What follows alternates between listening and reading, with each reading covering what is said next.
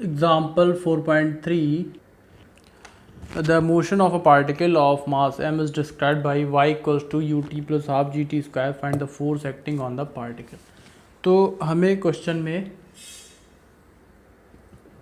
एक इक्वेशन दे रखी है y equals to u t plus half g t square. ठीक है, तो ये इक्वेशन ऑफ मोशन है और हमें बताना है इसमें ये जो मोशन हो रहा है वो किस, जो मोशन है उसमें फोर्स किस टाइप का लग रहा है. सिंस एक क्वेश्चन ऑफ मोशन है तो कुछ ना कुछ फोर्स लग ही रहा होगा. सो अब इसको सॉल्व करेंगे और बताएंगे कैसे होगा. सो सबसे पहले क्या किया जाएगा, differentiate with respect to time. ठीक है, differentiate with respect to t यानी टाइम. अब डिफरेंशिएशन क्या होता है, डिफरेंशिएशन होता है चेंज. ठीक है, ये जो वाई दे रखा है ये क्या है, डिस्प्लेसमेंट. तो वैसे तो चेंज ऑफ डिस्प्लेसमेंट या ऐसे कर लें y2 minus y one upon t2 minus t1 with respect to time. ये क्या होता है, वेलोसिटी होता है. ठीक है, और इसी को हम y2 माइनस इसी को लिख देते हैं delta y upon delta t. But ये जब चेंज बहुत ही इंस्टेंटेनियस होता है, यानी भले ही फ्रैक्शन कम टाइम के लिए होता है, फ्रैक्शन ऑफ सेकंड के लिए, तो इसको हम डिफरेंशिएशन बोलते हैं और डी से डिनोट करते हैं, d y upon d t. जब क्या होता है, delta t tends to zero होता है, टाइम बिल बहुत ही कम होता है उस चेंज में, उसी को डिफरेंशिएशन कहते हैं. यानी कि इक्वेशन को रिड्यूस करना. किया कैसे जाता है, जैसे कि अगर ये दे रखा है टी स्क्वायर, जिसके रिस्पेक्ट में कर रहे होते हैं उसी को टच करते हैं. ठीक है, बाकी सब कांस्टेंट होते हैं. तो विद रिस्पेक्ट टू टी यानी टाइम कर रहे हैं तो टाइम को ही सॉल्व करेंगे. तो इसको सॉल्व कैसे करेंगे, जैसे टी स्क्वायर दे रखा है तो अगर हम टी स्क्वायर का डिफरेंशिएशन करेंगे तो पावर आगे आ जाती है, तो 2 आगे आ जाएगा और पावर में से 1 सब्ट्रैक्ट हो जाता है, तो 2 माइनस 1. तो टी स्क्वायर का डिफरेंशिएशन कितना हो जाएगा, 2 और टी की पावर 2 माइनस 1 यानी कि टी, तो 2t आ जाएगा. फिर अगर हम 2t का डिफरेंशिएशन करें तो अभी यहाँ पे क्या है, 2t की पावर 1 है, तो 2 को तो टच नहीं करना, 1 आगे आ जाएगा, तो 2 मल्टीप्लाई 1 और फिर पावर में से 1 रिड्यूस हो जाता है, टी की पावर 1 माइनस 1, तो 2 इंटू टी की पावर 0, तो किसी की पावर 0 क्या होता है, 1 होता है, तो 2t का डिफरेंशिएशन 2 आ जाएगा. तो इस तरीके से रिड्यूस होता है. सेम यहाँ पे करेंगे, differentiate with respect to t जब हम करेंगे तो d y upon d t equals to हो जाएगा डी, u को टच नहीं करेंगे, डी ऑफ डी टी करेंगे t का, क्योंकि t की पावर 1 है, प्लस हाफ g इसको टच नहीं करेंगे, और same d of d t यानी डिफरेंशिएशन करेंगे टी स्क्वायर का. तो इसको सॉल्व जब करेंगे तो इस तरीके से आ जाएगा. इसको देख सकते हैं, d y of d t, तो टी का तो अभी मैंने सॉल्व करके बताया, तो टी का क्या आ जाएगा, 1 आ जाएगा. ठीक है, टी की पावर 0 1 होता है, ये देख सकते हैं, ये कर ही लेते चलो. तो d y upon d t को क्या लिखते हैं, वेलोसिटी. ठीक है, ये v हो जाएगा और यहाँ पावर आगे आएगी u इंटू 1 और t की पावर में से 1 सब्ट्रैक्ट हो जाता है, इंटू टी की पावर 0 प्लस हाफ इंटू जी, यहाँ पे पावर आगे आ जाएगी. ठीक है, 2 और पावर में से 1 सब्ट्रैक्ट हो जाएगा, 2 माइनस 1, तो v इक्वल्स टू ये u टी की पावर 0, किसी की पावर भी 0 होता है 1 हो जाता है, u प्लस 2 से 2 कैंसिल आउट हो जाएगा, ये g बचेगा, और t की पावर 2 माइनस 1 तो बचेगा t की पावर 1 यानी t, u plus g t आ गया. अब फर्दर फिर इसको हम डिफरेंशिएट करेंगे एक बार, क्योंकि हमें जो फोर्स निकालना है तो उसके लिए एक्सेलरेशन चाहिए होगा. सो फॉर दैट जो है फिर से एक बार डिफरेंशिएट करेंगे. तो delta v upon delta t क्या होता है, वो एक्सेलरेशन होता है. ठीक है, change in velocity with respect to time, ये एक्सेलरेशन होता है.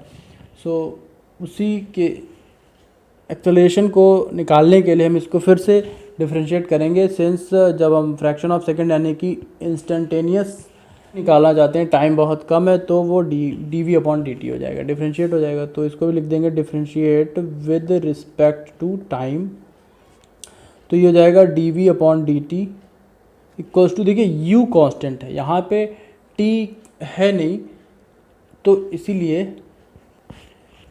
इसको कांस्टेंट है और टी की पावर 0 है, ये है यू डी ऑफ टी की पावर 0.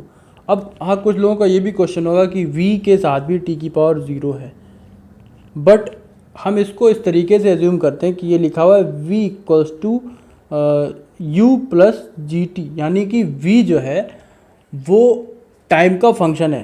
क्योंकि ये इक्वल में लिखा हुआ है, यानी कि अगर हम टाइम को चेंज करेंगे तो ये v चेंज होगा, ठीक है। तो इस तरीके से इसको हमें सॉल्व करते हैं। जब इक्वल के इस साइड यानी कि राइट हैंड साइड में जो वेरिएबल जिसके रिस्पेक्ट में हमें डिफरेंशिएशन करना होता है अगर वो दे रखा होता है, तो हम लेफ्ट हैंड साइड में जो वेरिएबल या जो भी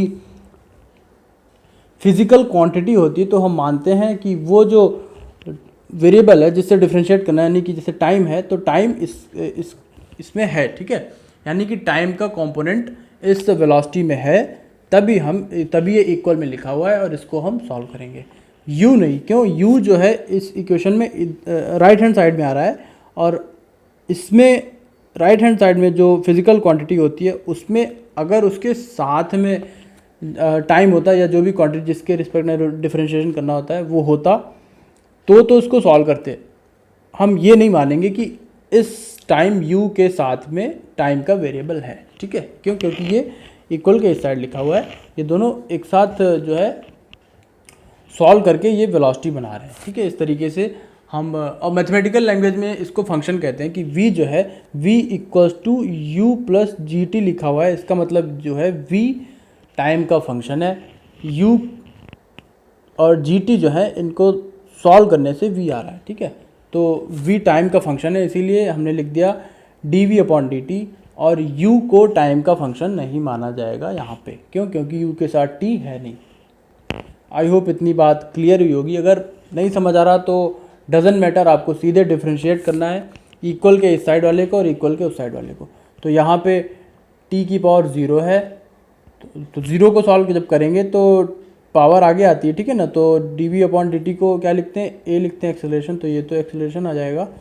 और पावर जब आगे आएगी तो 0 की u में मल्टीप्लाई होगी तो 0 आ जाएगा, प्लस यहाँ पे gt है, इसको डिफ्रेंशिएट करेंगे, g एज इट इज़ रहेगा, g कांस्टेंट है, तो d ऑफ dt t की पावर 1, तो t की पावर 1 को अभी किया था हमने, पावर 0 आ जाती है, यानी कि g इंटू 1 आगे आ जाएगा और पावर में से 1 सब्ट्रैक्ट हो जाएगा, तो 1 माइनस 1, तो यहाँ पे आ जाएगा t की पावर 0, ठीक है ना। 1 माइनस 1 जब करेंगे तो a इक्वल्स टू कितना बचेगा?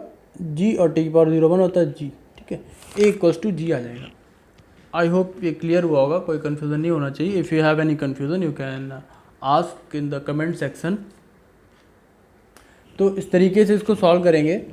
v equals to u plus g t आ गया, फिर फर्दर उसको हमने डिफ्रेंशिएट किया dv अपॉन dt में, तो a जो आया एक्सेलरेशन इक्वल्स टू g, ठीक है, क्योंकि ये तो टर्म 0 हो जाएगा, तो a इक्वल्स टू 0 g आ गया।